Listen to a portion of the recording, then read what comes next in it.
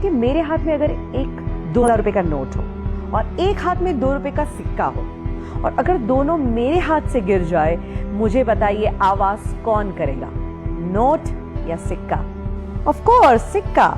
चिल्लर ही आवाज किया करते हैं, जब वैल्यू बढ़ जाती है तो ऐसी आवाजें नहीं होती। दैट मीन्स आप कनेक्ट कर सकते हैं अपनी लाइफ में। जो लोग आपको बार बार नेगेटिव बोलते हैं, कोसते हैं, समझ लीजिएगा वो चिल्लर है, तुम्हें अपना वैल्यू बढ़ाना है। क्रिकेट का खेल चल रहा हो, प्लेयर्स खेल रहे हैं और ऑडियंस चीयर अप कर रही है, चिल्ला रही है, शायद कई बार ताने भी मारती है, सुनाती भी है, आवाज तो करती ही रहती है। कोई भी खेल में आवाज कौन करता है? प्लेयर्स आवाज करते हैं कि ऑडियंस आवाज करती है? ऑफ कोर्स ऑडियंस आवाज करती है। दैट मीन्स अगर आपकी जिंदगी में बहुत लोग आवाज करने लगे तो समझ लीजिएगा आप सच्चे खिलाड़ी हो और वो अभी भी ऑडियंस ही है। एंड जब आपके अंदर ये एटीट्यूड आ जाएगा ना, आपको कोई रोक ही नहीं सकता। तो आज मैं आपको यही कहना चाहती हूँ कि दिल की आवाज जरूर सुनो एंड ऑफ कोर्स एक एटीट्यूड अपनाओ जिसे हम कहते हैं नेवर गिव अप।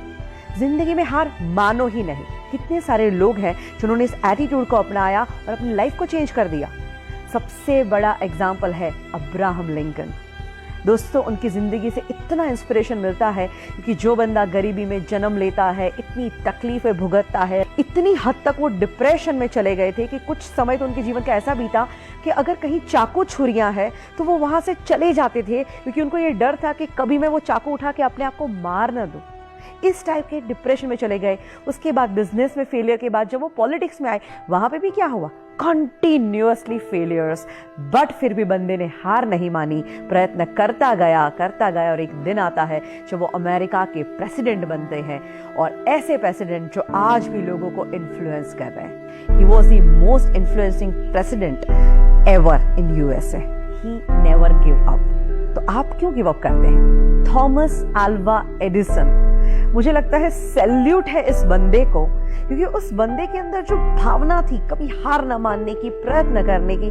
आप जानते बिजली के बल्ब बनाने का उनका पैशन कि मैं करना चाहता हूं, और 999 बार वो फेल हुए। दोस्तों, आप सोचो कि अगर आपको 1 बार 2 बार 5 बार फेल हो जाते, हम छोड़ देते वो चीज को, वो बंदा 999 बार हार ही नहीं मानता।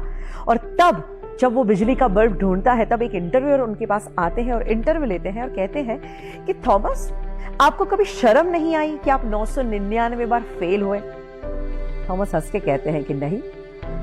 कौन कहता है कि मैं 999 बार फेल हुआ हूं? अरे मैंने तो 999 ऐसे रास्ते ढूंढ निकाले हैं जिस रास्ते पे तो लाख प्रयत्न करेगा पर बिजली का बल्ब नहीं बना पाएगा। हमारे ex president doctor APJ Abdul Kalam, उनकी जिंदगी में से भी बहुत कुछ सीखने जैसी बातें हैं। वो पायलट बनना चाहते थे और वो इंटरव्यू देने के लिए गए थे, और जब रिजल्ट आता है 9 लोग थे, 8 लोग सिलेक्ट हो जाते हैं और वो अकेले बंदे थे जो रिजेक्ट हो जाते हैं। इतना दुख होता है और उदास होकर वो एक कोने में चले जाते हैं और बैठे हैं, और वहीं से एक इंसान गुजरते हैं और वो उनको चेहरे से ही देख के कहते हैं कि बेटा तू क्यों इतना उदास है? ये कहते हैं कि मैं क्या करूं, आज मेरा इंटरव्यू था, 8 लोग सिलेक्ट हो गए और मैं अकेला रिजेक्ट हो गया। इससे बुरी बात क्या हो सकती है? तो वो संत बड़े प्यार से कहते कि बेटा शायद तू अभी समझ नहीं पा रहा है, पर शायद हो सकता है ऊपर वाला तुझे उससे भी बेहतरीन कुछ देना चाहता है। You never give up. ये सलाह उनके मन में बैठ गई और उन्होंने सोचा कि मुझे हार नहीं मानी। उन्हें प्रयत्न करना शुरू कर दिया और बाकी जो हुआ वो तो इतिहास आप जानते ही हैं।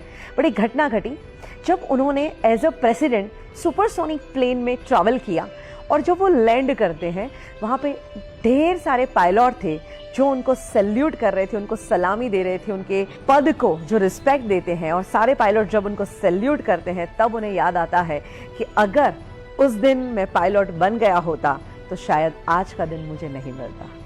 दैट मीन्स उनके अंदर एटीट्यूड था नेवर गिव अप, और उसी एटीट्यूड ने उनको कहाँ से कहाँ पहुँचाया। और सोचिए दोस्तों, अगर यही एटीट्यूड आप भी अपनाएं तो हम लोग कई बार चीज़ गलत ना हो जाए, मुझसे गलती ना हो जाए, इस डर से भी बहुत कुछ नहीं करते। बट याद रखिए, गलती वही करते हैं जो कुछ करते हैं। तो कुछ करने की हिम्मत रखिए। मेरे पास जब लोग सीखने को आते हैं, हम अपने सेमिनार लेते हैं, वर्कशॉप कंडक्ट करते हैं, और यही एटीट्यूड जब हम लोगों के अंदर जगाते हैं, हमने देखा है इतना ट्रांसफॉर्मेशन आता है। ज़िंदगी के वो माइनस फेज में चल रहे थे और जब वो एटीट्यूड जिंदा हो जाता है और आज वो टॉप के शिखरों पे बैठे हुए हैं। Today is hard, tomorrow can be worst, but never give up because the day after tomorrow will be the sunshine.